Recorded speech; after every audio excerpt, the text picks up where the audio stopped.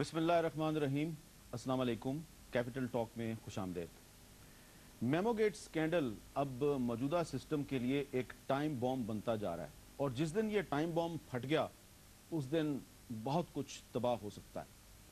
आज army chief general Ishfaq Parvez Kiani ने अपना जवाब सुप्रीम कोर्ट में जमा करवा दिया और दोबारा वही मौक़िफ़ इख्तियार किया और मेमो को एक हकीकत करार दिया। दूसरी तरफ वज़ीर आज़म यूसुफ रज़ा गिलानी कहते हैं कि ये मेमो एक नॉन इशू है। बहुत ही क्लियर तज़ाद है आर्मी चीफ और वज़ीर आज़म के मौक़िफ़ में।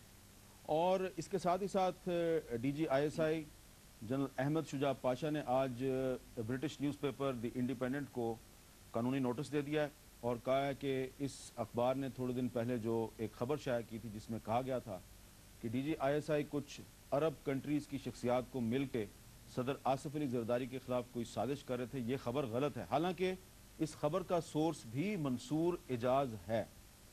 अब देखना यह है कि फैसला क्या होता है, और फैसला सिर्फ सुप्रीम कोर्ट ने नहीं करना बल्कि आज जो पार्लियामेंट की कौमी सलामती की कमेटी है उसने भी अपनी प्रोसीडिंग्स शुरू कर दी हैं।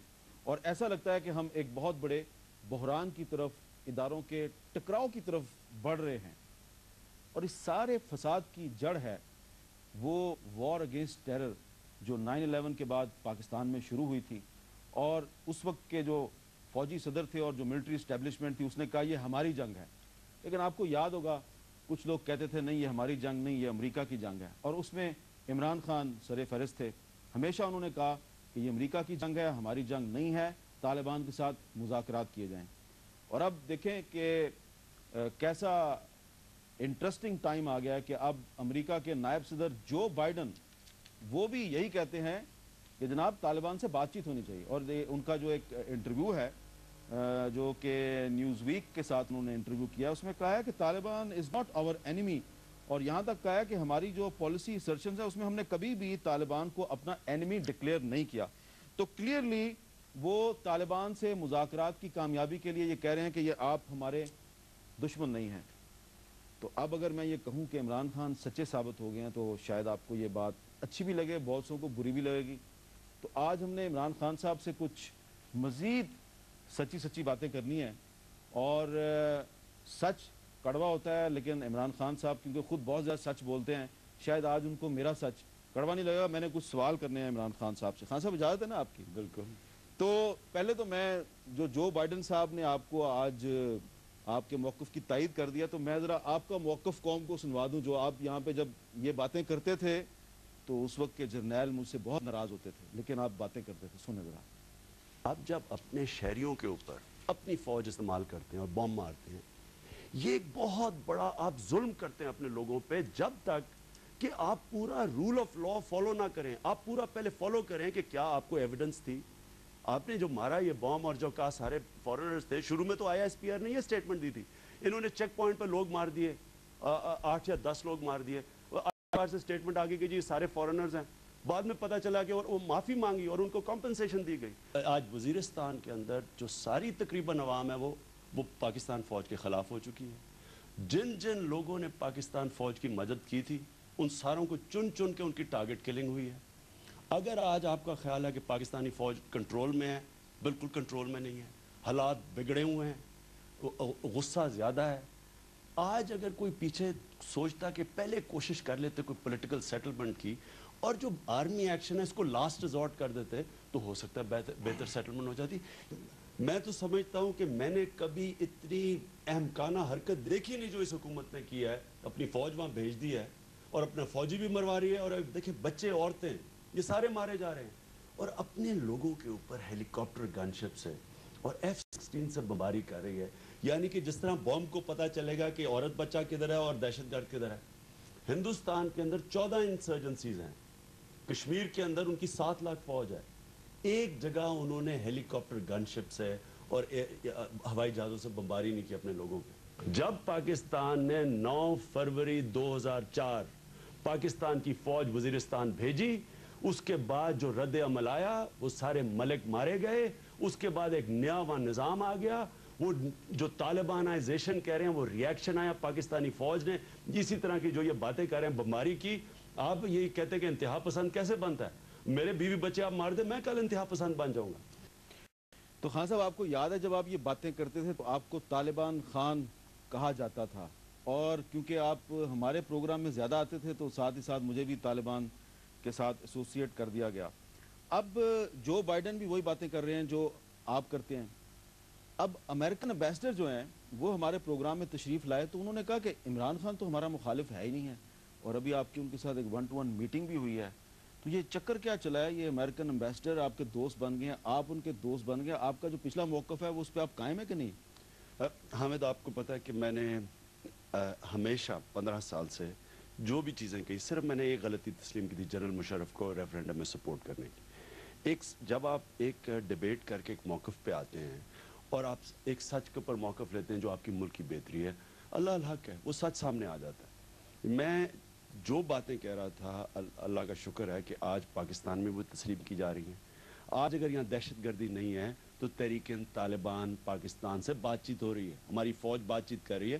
آپ کو سپوکس مین نے بھی کہہ دیا تھا بات چیت ہو رہی ہے۔ حکومت کی مرضی سے بات چیت ہو رہی ہے؟ مجھے اتنا پتا ہے کہ تحریک طالبان کی سٹیٹمنٹ آئی ہے کہ ہم بات چیت کر رہے ہیں، یعنی کہ فوج سے، کیونکہ حکومت تو ہے ہی نہیں یہاں۔ اچھا، حکومت ہے ہی نہیں ہے، سب فوج ہے؟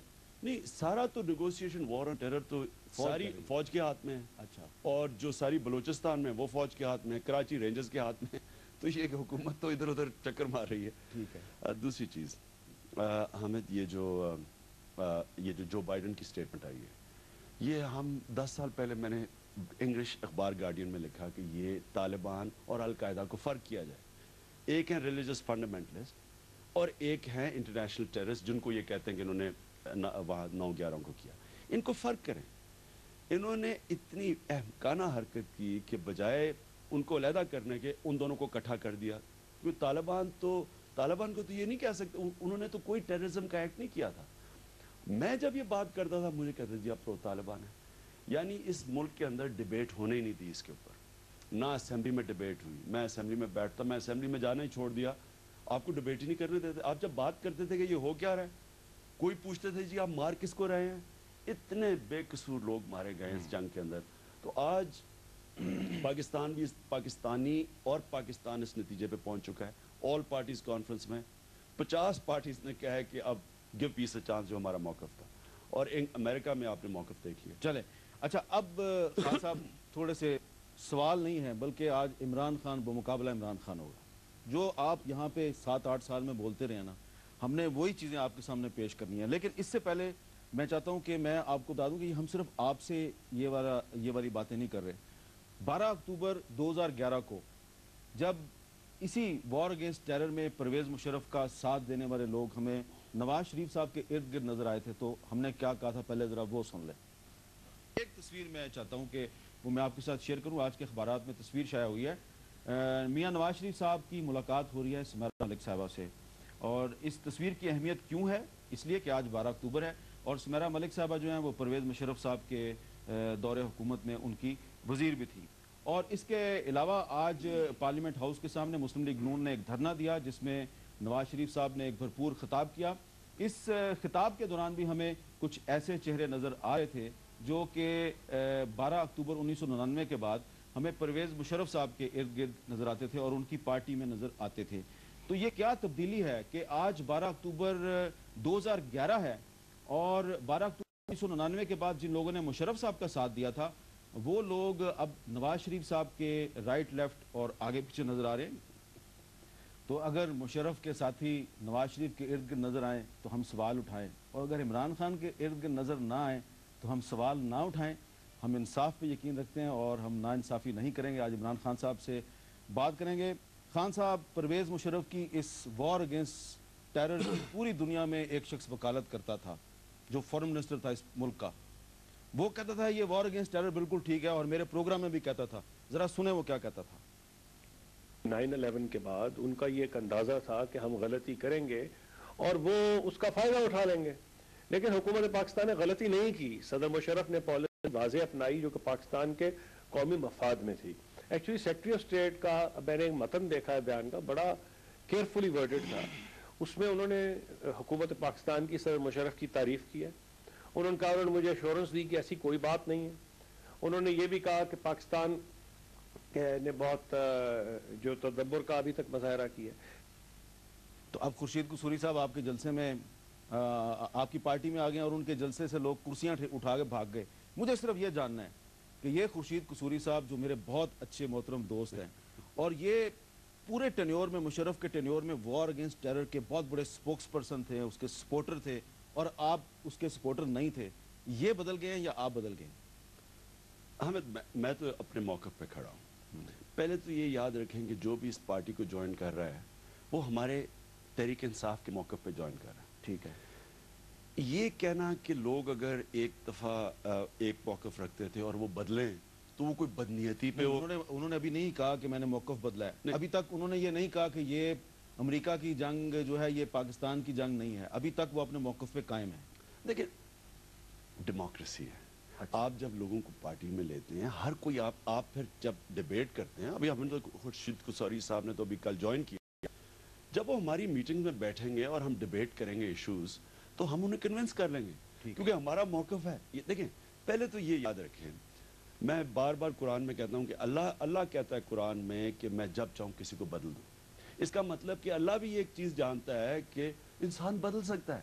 لیکن نا, آپ سچ کی طرف کسی وقت بھی آ سکتے ہیں.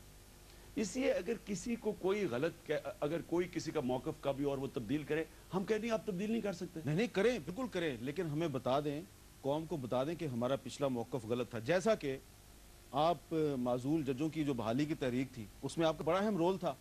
آپ کو انڈر گراؤنڈ جانا پڑا. میں آپ کے انڈر گراؤنڈ جا کے آپ کے انٹرویو کرتا تھا, لیکن اس میں جو لوگ پرویز مشرف کے موقف کے حامی تھے اور معزول ججوں کے خلاف جو کارروائی تھی اس کو سپورٹ کر رہے تھے, وہ کیا کہتے تھے؟ اب آپ کے ساتھ آگے ہیں, ذرا سنیں. چیف جسٹس آف پاکستان کو بالوں سے پکڑ وہ گاڑی میں بیٹھا رہے. کوئی ذی شعور پاکستانی ایسا تھا جس کی آنکھ شرم سے اس دن نہیں جھکی. انصاف, قانون, انسانی حقوق, سارے بہت سے محکمے آپ کے پاس. شاہد اکرم بھنڈر صاحب, کیا پہلے کبھی ایسا ہوا پاکستان کی سیاسی تاریخ میں یا عدالتی تاریخ میں کہ حکومت نے ایک ریفرنس فائل کیا اور سیشن جج بھی استعفیٰ دے رہے ہیں, ہائی کورٹ کا جج بھی استعفیٰ دے رہا ہے اور ڈپٹی اٹارنی جنرل نے بھی استعفیٰ دے دیا؟ ایسی اس میں کوئی بات نہیں ہے کہ جی وہ کوئی نارمل چیز ہو گئی ہے.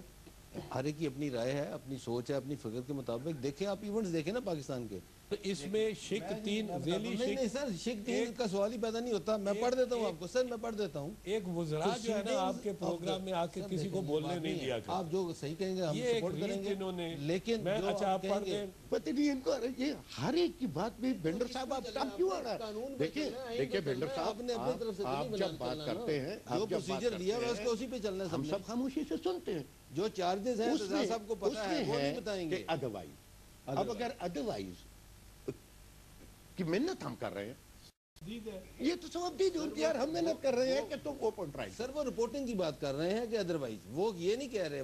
کیمرہ ٹرائل کا واضح طور پہ لکھا ہے کہ وہ کیمرہ ٹرائل میں ہوگا. جس طرح پر جنرل مشرف اگر بول سکتا ہے کہ وہ چارجز یہ ہیں وہ ہے, میں آپ کو بتا رہا ہوں, میں چارجز میں نہیں جاتا کون سے چارجز ہیں, کیا چارجز, پر as a lawyer I can tell you ان چارجز کو